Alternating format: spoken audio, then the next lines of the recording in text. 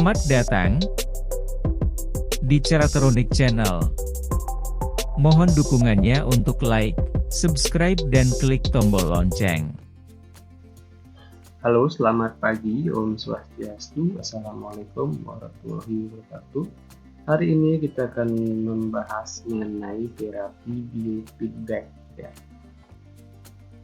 Jadi terapi komplementer biofeedback ini yang banyak sebenarnya kita temui di rumah sakit, tapi bukan sebagai terapi, tapi kadang juga sebagai alat untuk mendiagnosis.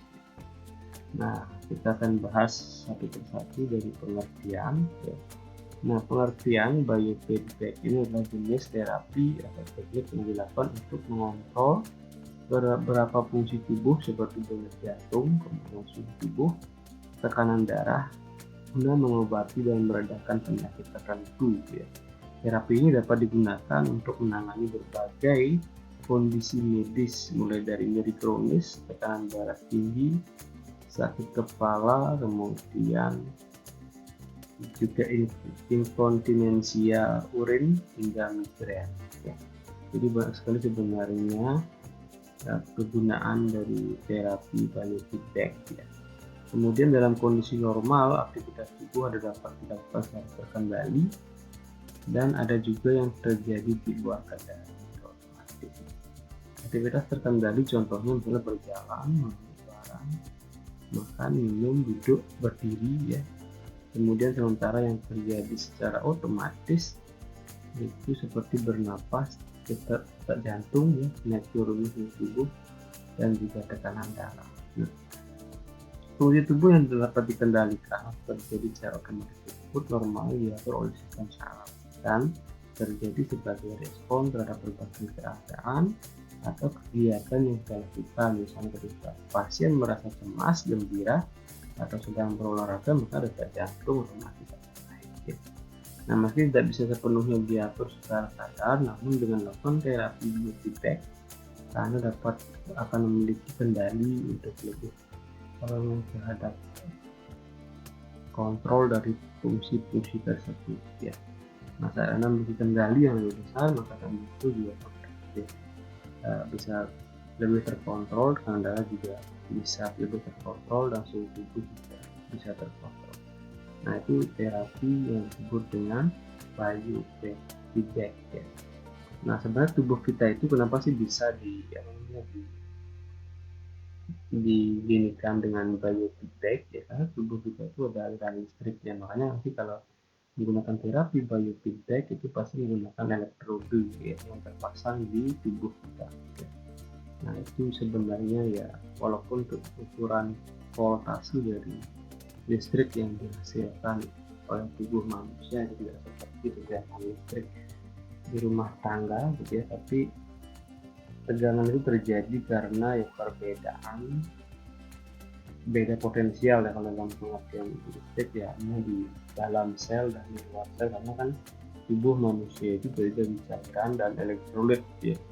Elektrolit ada yang positif, ada yang negatif, itu yang selalu mengalir dalam tubuh kita sehingga memberikan arus listrik.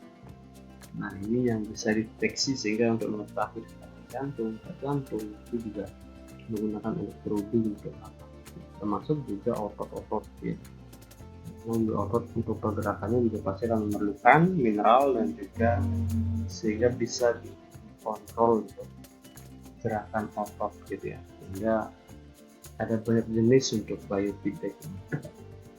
Kemudian terapi biofeedback untuk siapa? Biofeedback itu sering digunakan dalam kondisi medis tertentu ya, misalnya nyeri kronis ya, kemudian gangguan pada sendi rahang, kemudian tekanan darah tinggi atau hipertensi, masalah pencernaan atau sembelit, kemudian inkontinensia urin, tidak bisa menahan buang air kecil ya, kemudian inkontinensia feses, tidak bisa menahan buang air besar, kemudian epilepsi ya, tergantungan alkohol atau obat-obatan, kelumpuhan dan gangguan gerak lainnya, cedera saraf tulang belakang, gangguan tidur, kemudian sindrom pramenstruasi atau PMS, kemudian penyakit attention deficit disorder ya, ADHD ya, kemudian juga ADD dan ADHD ya, attention deficit hyperactivity disorder, kemudian juga gangguan panik dan gangguan kecemasan. Jenis terapi itu ada beberapa, yang paling sering adalah yang pertama disebut dengan biofeedback dengan elektromyogram. Nah, ini yang mengukur aktivitas dan ketegangan otot. Kemudian juga ada neurofeedback, ini sebagai elektroencephalografi ya EEG, yang bisa digunakan untuk mengukur gelombang otak. Misalnya pada pasien-pasien dengan kejang, pasien epilepsi, yaitu akan diukur EEG-nya, dan juga bisa dikontrol dengan mengatur, misalnya memberikan terapi tertentu untuk menstabilkan gelombang otak. Kemudian biofeedback thermal untuk mengukur suhu tubuh, kemudian biofeedback dengan aktivitas elektrodermal EDA untuk mengukur pengeluaran keringat, dan ada biofeedback untuk mengukur variasi detak jantung karena EKG. Ini mungkin beberapa contoh terapi EEG ya. Kemudian neurofeedback, jadi elektrodermal kepala mengukur gelombang otak. Kemudian ini yang EKG ya. Nah, kemudian prosedur terapi dari biofeedback ini ya. Nah,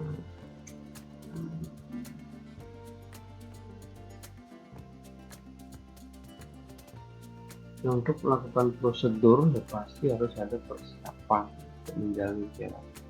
Memang tidak ada persiapan khusus untuk terapi ini.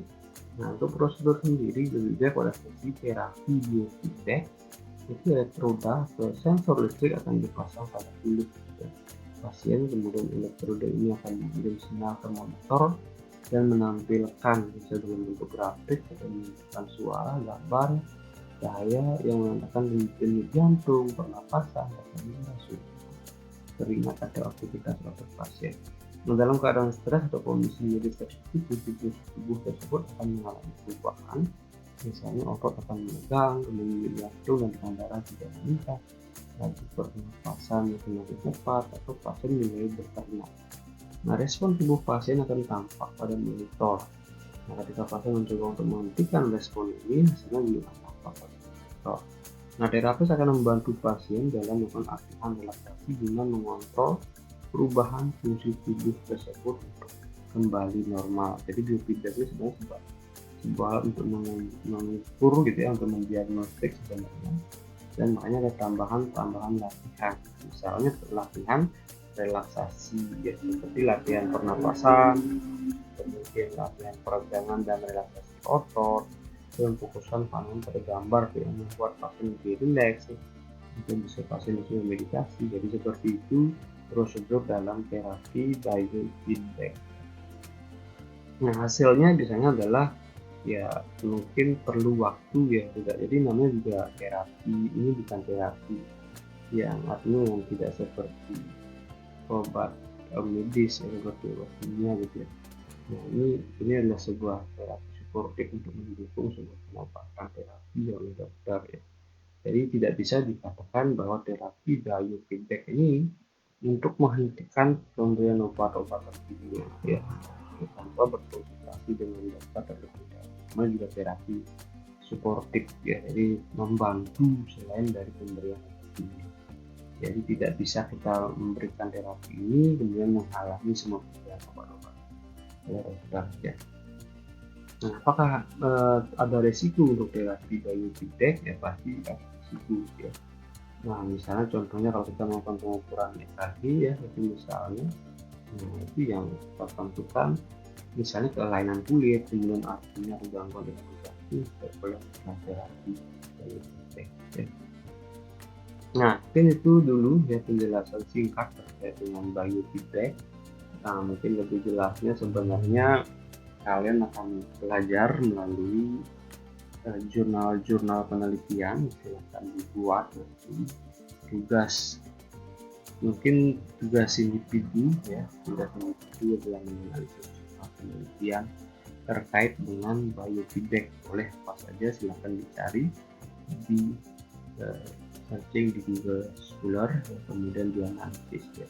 Nah, video analisis nanti kan sudah sudah pernah saya berikan, silahkan ditonton di YouTube ini ya, dan kita akan tambahkan di pojok atas tentang terapi atau mungkin analisis cara untuk mereview jurnal ya, silahkan nanti itu ditonton kembali dan dibuat juga terkait dengan biofeedback.